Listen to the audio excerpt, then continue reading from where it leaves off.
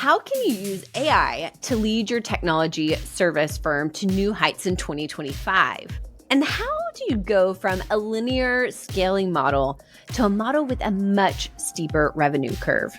And how can AI help you reach new levels of scalability and efficiency without sacrificing the personal touch your clients have come to expect?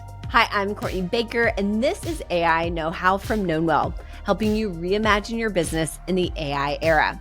For this episode of the show, we're bringing you highlights of a recent conversation between Knownwell CEO David DeWolf and NordLight CEO Pete Buer. They talk specifically about the challenges technology service leaders are facing in scaling their businesses and how AI can help. Maybe we start off by asking a simple question. Do you know where your next 10 million, your next 25 million, your next 50 million, your next $100 million is coming from? I know when I started 3Pillar in 2006, those questions would have sounded absolutely nuts to me. But as we scaled and we hit 25 million, 50 million, 100 million, the numbers just kept getting bigger. It wasn't about the next $100,000 deal. It wasn't about the next $1 million deal. It was about scaling the organization and making sure that you were building a machine. And that was hard. And it's inherently hard in professional services, in technology services. As we hit these certain milestones, the challenges we faced as leaders and as an organization changed. It was always a new problem that we were solving. And personally, I found that I had to reinvent myself about every 18 months just to remain the leader that the company needed.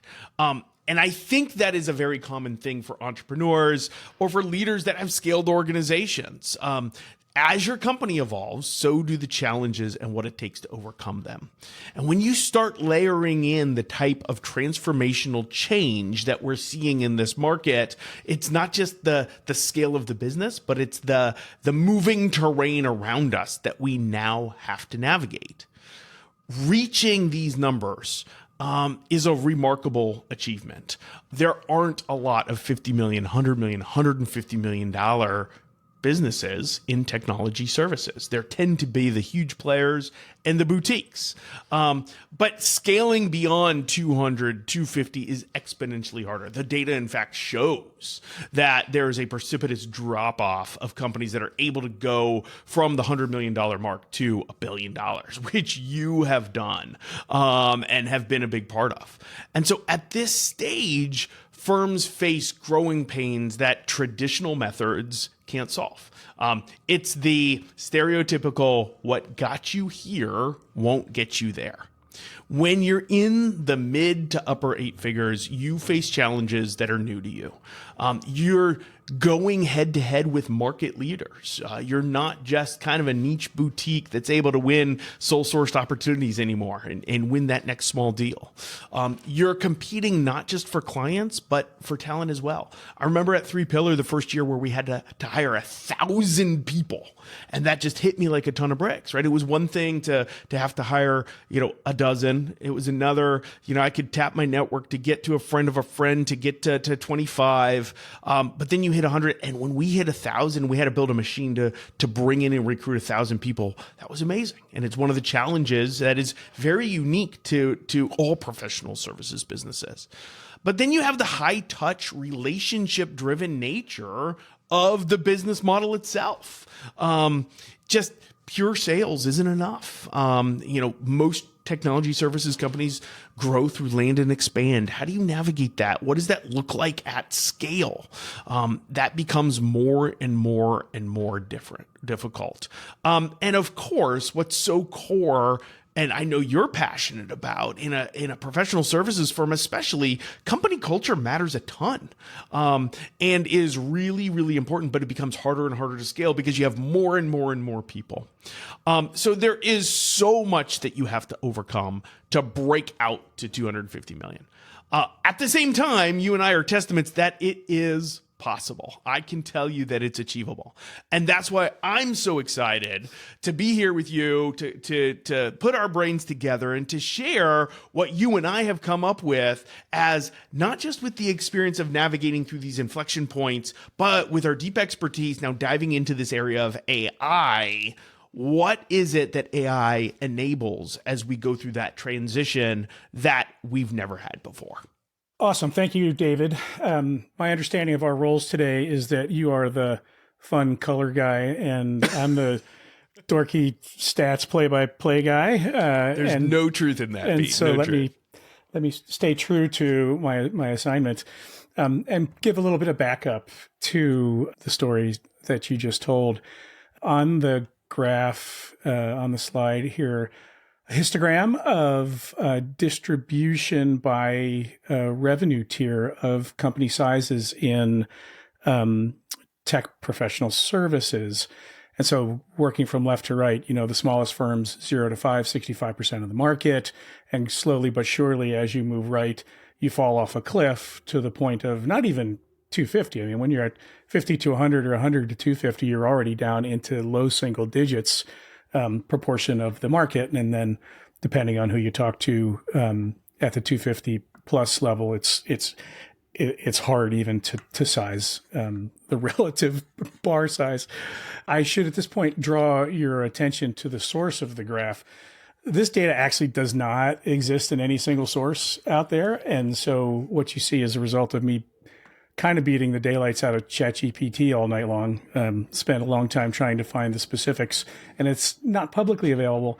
But I believe we did a job, crawling through everything else that's out there and weaving together a good sense for what the market looks like. I believe it lines up with the anecdote, and the punchline, whether these numbers are off by a point or not, is that 250 plus is rarefied air. It's lonely at the top. And Pete, I have to add in, you sound a lot smarter when you don't say you beat it to death, but we call that prompt engineering in the AI world. So fair enough. Well, so let's talk for a second about why this is the case, right? So I did some massive oversimplification of the plight of professional services and growth based on our experience in trying to grow these kinds of businesses over time. And I think we can draw attention to some pretty simple inputs and outputs.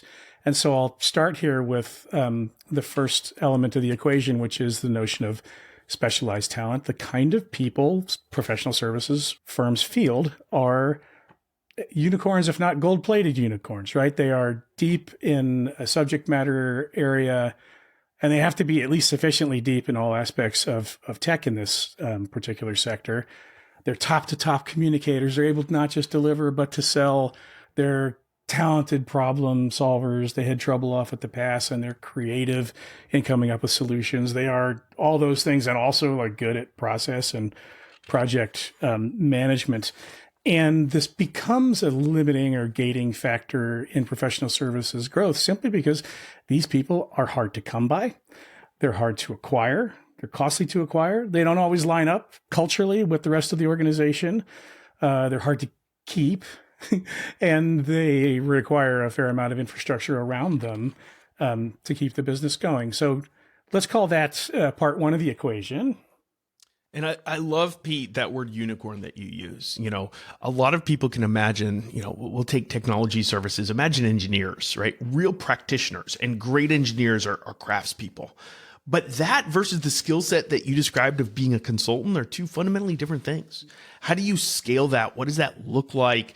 It is so difficult. And we used to talk about these unicorns at Three Pillars so much that we'd often say, is this a true unicorn, or do we have to settle for the pony in the party hat, right? Like, it was literally front and center that we knew we needed it, that we came up with vocabulary around it, because these are unique people. The engineer that you can have working in a product company that doesn't have to talk to anybody, isn't necessarily who you need leading an engagement of a professional services firm. And it becomes a more and more multifaceted individual that is very unique and hard to find. Yep. And there are coping mechanisms, to put them on teams where some of the skills are complemented.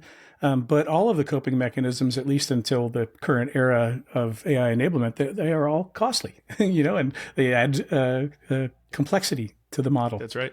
Yeah, I mean, one of the very common ones that everybody here has heard of is, the two in the box model, right? Where you'd have a practitioner paired with that consultant overseeing the account and the management. So you get the commercial and the practitionership. And this is in addition to your sales individual, right? Well, that's a costly model, right? Just think about two in the box. That means you have two people doing what you hoped one person could do, right? And I think that says it all and exactly what you're speaking to. Okay, so specialized talent is our first growth mitigating factor. Bespoke complex delivery, let's call the second one. You have heard this from your teams, and we know it to be true, regardless of whether it's an excuse for not hitting goals or it's just the reality of the business. But every customer is different. Every implementation is unique. There are endless swaths of customer contact to have to be in touch with, to wow, to personally serve. All of that brings with it significant operational complexity, the infrastructure to keep this work going. And then when you start talking about growth and moving to new markets and new regulatory barriers to overcome and new talent to acquire, like all of the inner machinations of the business, like the weight of the delivery mechanism itself and its support is burdensome to the business. Pete, the example that comes to mind as you say that is probably one that's not front and center in most people's mind. You think about the linear growth that you're talking about due to this bespoke delivery, right? Every single dollar of revenue requires another headcount. I remember having to scale our talent organization and our culture. And I remember over and over again having to, just like you do with so many other things, you have to break existing processes. You have to break what exists in order to get to the next level of the scale, right? And I used to use examples like, the head of operations that we needed when we were 9 people sitting in the same room was wildly different than the head of operations that we needed when we were 10 different countries around the world and thousands of people, right? And people got that. But that's also true if you think about that same situation when it comes to culture and how you have a culture. One of our values was collaboration. How do we actually work with each other to build on each other's ideas? Well, as you can imagine, what that looks like when you are a 9-person organization sitting in a room is wildly different from what it looks like when you are a multinational scaled organization. And so that level of cohesive collaboration, yes, the value stays the same, but the way it plays itself out in the organization has to change as you go through these inflection points. And I think that's a great example of one of the non-obvious areas of scale that really doubles down on this point and shows what you're talking about how that cost comes along with it. Because you're scaling with people, it's not just the cost of people, it's the cost of having to reinvent how you live your values even on a day in, day out basis. Well, David, you've previewed the result of the math. And so I'll take us there next. Sort of the result that you get is a linear contour or slope to the revenue productivity line. So I think about for each increment of revenue that you'd like to acquire as a professional services firm, there's a commensurate additional increment of cost that you need to deploy. And while they might not share a one-to-one relationship like the 45-degree angle or slope to the line implies, it is linear, right? There's not a ton of leverage in the model. And that's some of the pressure on getting to highest levels of growth when you have to keep throwing resources and customized work at the next marginal customer or segment that you're bringing to the organization. You just kind of never get ahead of the people need, of the delivery need. And that's where we'd like to focus today. It's to start with this image of the linear ramp as our taking off point. So, from the linear traditional reality, the transition would be to something that's more exponential, right? For every dollar of cost, I don't want a commensurate dollar of revenue. I want 10x, I want 20x, I want 30x, and I want that to continue to grow as I get smarter and more efficient, and as our work processes and intelligence in the way that we do work reinforces and strengthens the model. That's where AI comes in, right?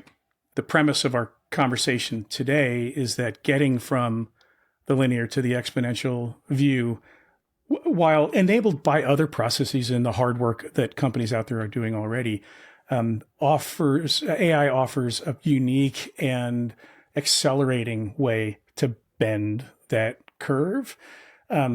Why? I think these are things that we all understand already, but with the automation of time-intensive tasks and further the automation of real knowledge work, we can have the technology working a whole lot harder for us at marginal cost and allowing the people to get on to other aspects of the work. We don't need experts. We don't need everyone in the business to be expert. They can be augmented by AI as a technology to make them expert at the touch of a button anyway. That at least serves in some settings. The ability of AI to do all its other things, digesting massive amounts of data in order to create new value, new insight for customers and for the team. All of it together works to improve the view of the graphic on both dimensions, right? It's tightening the efficiency of your cost use, and it's pushing up revenue at the same time. And so this is the ideal that we're gunning for in having this conversation today. And it's exciting because we can bend this curve for the first time, Pete. I have to say, though, it's also a little bit scary, right? Because when you step back and you look that this is possible, we're talking about the reinvention of an industry that candidly is one of the few that did not get really disrupted and reinvented during the digital era, right? In the digital era, it was all about how we take and provide these digital offerings. But the one thing we couldn't figure out how to digitize was knowledge work. And what is it that we do as technology services organizations? We do knowledge work. And so, yes, it's super exciting. It's also scary because there is disruption right there that we can see. And there are organizations that are thriving and figuring out how to do it. But there are also organizations that haven't been able to take that step yet. And what we want to do today as we walk through these 4 strategies is we want to talk about the different areas you should be looking at, the different strategies, because too many of them and too many organizations are focused simply on, how do I replace my worker?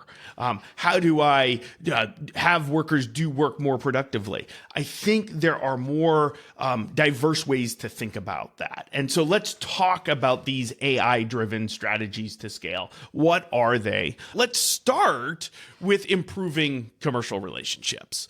And I want you to start by thinking about the fact that at the end of the day, the commercial relationships that you have, right? The economic relationship that you have with your clients, this exchange of value that's provided is the lifeblood of your business. Your customer base is the core of your business. And it's why we talk about client centricity. In fact, the data actually shows that companies are more profitable, they grow faster, they outperform in almost every single metric when they have a strong orientation towards client centricity. In fact, double click on that. If there is data-driven client centricity, even more so.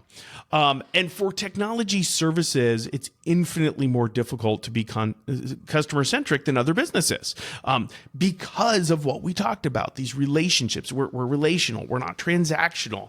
And relationships inherently don't scale, right? In fact, there's research on that as well. Dunbar's number, if you know Robin Dunbar, after a lot of research, really estimated that it's about 150 individuals individuals that you or I can maintain a relationship with. And so relationships don't scale. It's not only the people aspect, but it's the person-to-person relational aspect of professional services that is inherently difficult. At smaller scales, when I was a founder running a $7 million business, I could be in the center of every single conversation and know what's going on and process and use my gut to optimize those relationships. Well, that breaks down as you scale, and it becomes impossible at scale for you to manage in traditional ways the relationships that you had. And it's very expensive as well. Even if you could find a way to clone the founder, the principal, the CEO of the business, it would be cost prohibitive to be able to do that. And so there are many different things to think about, but I want you to think about not just these relationships. I want you to think about, as a business scales, the number of client engagements scale, not just the people, and then the number of stakeholders within those organizations, right? You're going from $100,000 engagements to $1 million engagements to $10 million engagements, right? Naturally, with that, you're going to have more and more of those relationships to manage and stakeholders in those clients. And so the many-to-many relationship becomes even more complex. And then you take the next step. There's more and more channels every day in this information age. We got emails coming in. We got Slack coming in. We got LinkedIn that we want to stay in touch with, right? How do you keep track of all the video call transcriptions? We're now all getting these summaries of the calls and the notes, but what are you doing with them? No human being is able to keep up with the volume of feedback and communication that is. And in fact, if you think about how much that is, we all are overwhelmed by data. But the reality is, this is over 85% of the data in your enterprise, and you're not even tapping it. You're not even leveraging it. And so there's more data points flying at you about more companies and more people and more problems in your engagements, and it's becoming overwhelming and impossible to keep up. So let's break down, what does it mean to have a strong commercial relationship? Well, at Knownwell, we've actually done a lot of research on this. We've done over 500 customer interviews. We've poured through the data.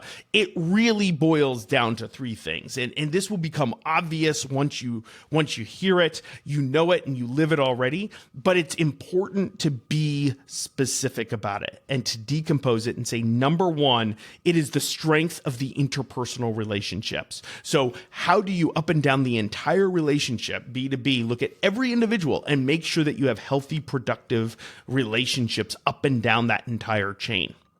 Number two, and potentially even more important, is you've got to manage the perception of service quality. Well, what's interesting here is that a lot of firms measure service quality, but it actually doesn't really matter. What matters is, how is that service quality perceived? How is it received by the client? And how do you manage that? And then finally, how do you calibrate the commercials so that what you are providing as a service is aligned to the strategic direction of your customer?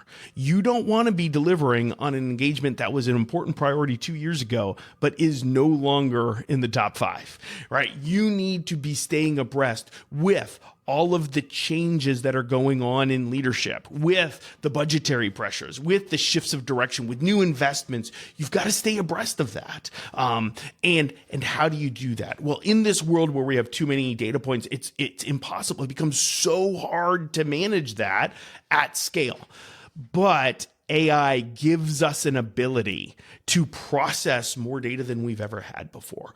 It gives us the ability to digest these volumes and to synthesize it and actually to hone in on what is the true status of each and every relationship, not just who's connected to who and the typical stakeholder map, but no. What's the health of that engagement? What relationships are actually in a negative place and have negative sentiment? Because now I can use AI to tease out the topics and to find those red alarms that are hidden and buried in communications, in phone calls, in video calls, in transcripts that I wasn't able to to see before, and how do I connect the dots between all of those? Same thing with service quality perception, with alignment. Go jump all the way to commercial alignment. How do we stay abreast of all of the public information out there, the press releases, the new investments, the comings and the goings? Well, we can really get to know our customers and the engagement experience that they're having in a deep way that we've never been able to know before. And so really focusing your AI efforts on improving and scaling commercial relationships is a massive impact that I think organizations are overlooking right now. David, a question for you. I'm going to try to channel perhaps an audience member who's wondering, is this a massive undertaking, or is this something that's in fact manageable? Yeah. Well, I think it's manageable because what you see at the onset of this new AI economy is brand new products that are popping up, right? And so I think if you take this from the sales front, I think most folks are familiar with all of the data processing that like a sixth sense is able to do to give intent data around who's buying in the market. Well, there are absolutely solutions emerging. Take a Gong, for example, which digests these video call transcripts and actually can highlight and synthesize, not just summarize, but give you intelligence about what's going on in these calls. And then there's more complex things that I think are just starting to emerge. So great example at Knownwell, we're building a commercial intelligence platform that allows you to look at these three factors and really score the health of your commercial relationships to figure out where are they, and then most importantly, understand the strengths and the weaknesses. What levers do I need to pull? What do I double down on? What do I need to improve in order to strengthen that relationship to drive that retention and that growth that is the lifeblood of our business, right? And so I think these platforms are just starting to emerge, and you will see more and more of them. I would actually be careful not to build too much of this, but you're going to see a whole new genre of platform that is coming out and really serving businesses to do some of these unique things that we could never do before. I think that's such an important insight, because an awful lot of energy and investment right now is going into tying together, every information source in the business. And we may find soon that there are solutions that help, sidestep all that and do the job of tying together for you. If that first strategy resonates with you, you may be interested in finding out more about what we're building at Knownwell. Our AI-powered platform for commercial intelligence can help you uncover potential warning signs for your clients earlier than ever. Go to knownwell.com to find out more and talk to our team today. We will shift gears here from the first two practices that were about focusing on the customer to improve relationships, commercial alignment, and drive retention and growth, stickiness, and start taking a look at the business itself. Next two places we're going to go are operations broadly, and then the actual business model. And so strategy 3 is the first of the two, looking at improving the efficiency of our operations in the spirit of freeing up the humans so that they can spend their time doing more important things. We've taken a page from the Process Reengineers playbook to think about the right way to approach the application of AI to operations in the business, or we sort of refer to it as AI transformation.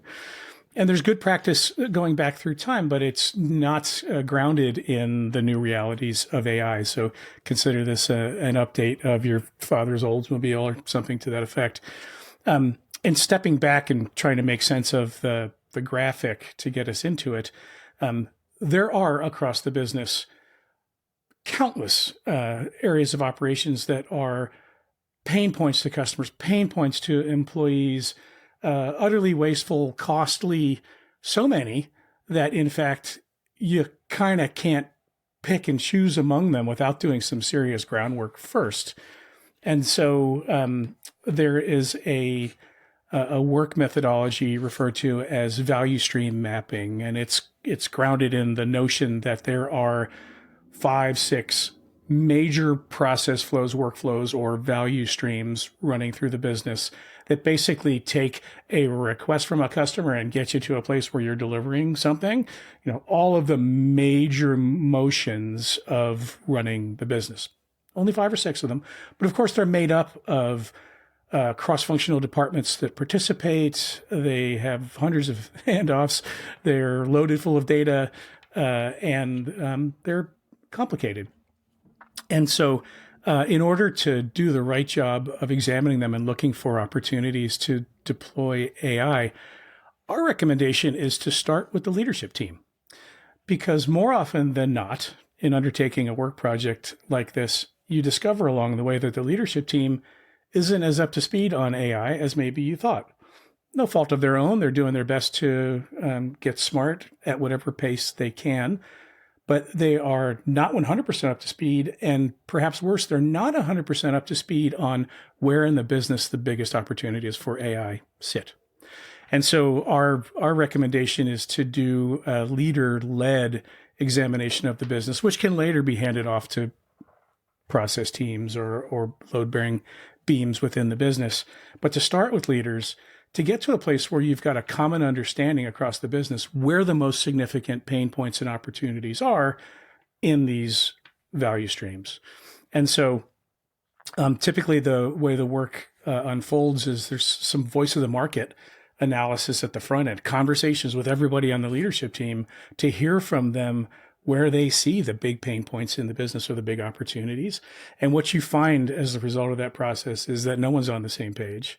And you need to run through a process from there on norming and getting the group to the same place on what the big issues are, in what order, and what does a prioritized plan of attack look like. We also often find in this process that the question comes up, what are we trying to build here anyway? The nuts and bolts work of looking at operations within the business is a little bit of a fool's errand in the absence of clarity across the group on what is our strategy. And by the way, what's our vision for the business? And so inevitably, those are 2 pieces of corporate ideology and methodology that have to be updated in the act of doing this. But once you've got the team in the same place and understanding where we're trying to go as a firm and what our big impediments and opportunities are, then this work kicks in of you map these processes and break them apart into their task groups. And you're asking of each task, parenthetically, can I use AI here, right? Evaluating it on the left-hand side, you see the bullets. Is it something that repeats? Is it rote? Is it data rich? Could we be leveraging the data and doing something important with it? How significant is the pain point? Could we be creating new value for customers as part of this process? Is it something that could just be process re-engineered? Do we actually need AI, here or not? It could just be digitized, right? And you get yourself to conclusions around the right horses for courses on application of solution to the problem. And you can see those over on the right-hand side. Right? Sometimes AI has no role, right? There's just a process that needs to be rethunk or done away with because it's been overtaken by events. It's gotten old. Copilot, are we augmenting the people in seat or autonomous decision-making and execution by the technology? Are we letting them take over workflows themselves, letting it take over workflows, and are we moving the people to different and more important work? My 2 takeaways from this that I just love, like the first one you mentioned, I think is so true. It's amazing how many executive teams aren't informed on AI and thinking about it. So that top-down approach of making sure you start with the education as you go into this, but then the deliberate nature of the value stream methodology that you propose. So often we see organizations being reactive, and a lot of the AI adoption that's happening is actually happening at the grassroots level, right? In fact, a lot of research shows it is permeating organizations, and people are actually afraid to mention it, right? But this top-down approach mapped with value streams, I think, will drive the biggest transformative breakthroughs in terms of operational efficiency. What we're seeing day to day on the ground from the grassroots level is the 3% improvement here, 4% there. And all that's adding up and being tremendously valuable. But you can't have the transformative change come from the grassroots. You've got to have that top down, looking at what you point out. And this is the brilliance of the method that you're proposing, is you're starting with the pain point, not the AI. The big mistake we see is so many organizations, they want an AI strategy. Right. Let's fix a problem. What is the pain point? And then see, does AI solve it? Exactly. Start with the problem, not the technology. Make sure the problem is big, meaty, and important to the plan, the direction of the business. Make sure everybody gets it and is supportive and is on board and driving it, and take on a small number that are going to make a difference rather than 1,000 flowers blooming. Because what you find is a flower blooming in one department actually runs into conflict with a flower blooming in another department, or at best it's redundant. We're doing the same thing and buying it twice, right? Like, there kind of needs to be some ringleading, I think, in this process as well. If you've enjoyed this conversation with David and Pete, it's actually part of a much longer presentation that they gave recently. If you'd like to watch the full version and hear even more about scaling your technology service firm, you can get access to it at knownwell.com/scaling. Thanks as always for listening and watching. Don't forget to give us a rating on your podcast player of choice. And we'd really appreciate it if you can leave a review and/or share this episode with your network. At the end of every episode, we like to get one of our AI friends to weigh in on the topic at hand. So, hey, Claude, what's happening? This episode, we touched on how technology service leaders can use AI to break the $250 million barrier. So what do you think? AI is a game changer for tech service companies trying to hit $250 million by helping them scale efficiently. It frees up leaders to focus on strategy while automating the routine stuff. And now you're in the know. Thanks as always for listening. We'll see you next week with more AI applications, discussions, and experts. Hey, if you made it this far in the episode, first of all, thank you. And second, we know that AI is changing all the time. And so we've got you covered. Here is another great episode for you to watch to stay in the loop on what's happening in AI and business. And second of all, we'd love for you to subscribe. You can do that right here. I've always wanted to do that, by the way. So do that now. That would be great.